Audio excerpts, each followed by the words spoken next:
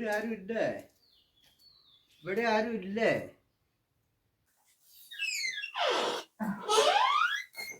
നേരം വെളുത്താൽ തുടങ്ങും ഓരോന്നിങ്ങനെ പറയാന്.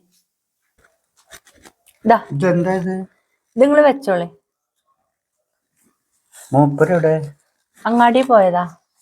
എപ്പോഴാ വരിക? വൈകുന്നേരം ആകും. വൈകുന്നേരം വരാ? വൈകുന്നേരം വരണ്ട, അവിടുന്ന് അങ്ങനെ നേരെ നാട്ടിൽ പോകും. പിന്നെ 1 മാസം കഴിഞ്ഞിട്ടേ വരുള്ളൂ.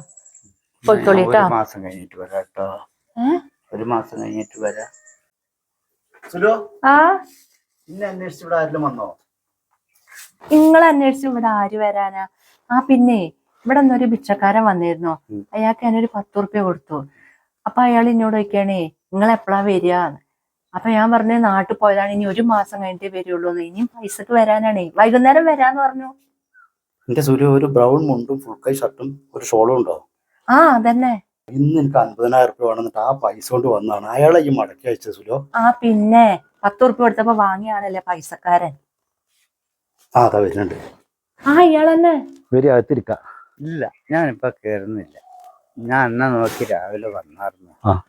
ഞാൻ ആ പൈസയും കൊണ്ട് വന്നതാണേ. അപ്പൊ എന്റെ പെണ്ണുങ്ങൾ പറഞ്ഞു 1 മാസം കഴിഞ്ഞിട്ടേ വരുള്ളൂ എന്ന് പറഞ്ഞു.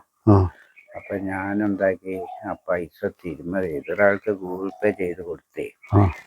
അപ്പൊ എന്റെ പെണ്ണുങ്ങൾ എനിക്ക് 10 ഉറുപ്പ്യ തന്നു. ഞാൻ അതുകൊണ്ട് 2 മെട്രോ മേടിച്ചിട്ട് വരച്ചു.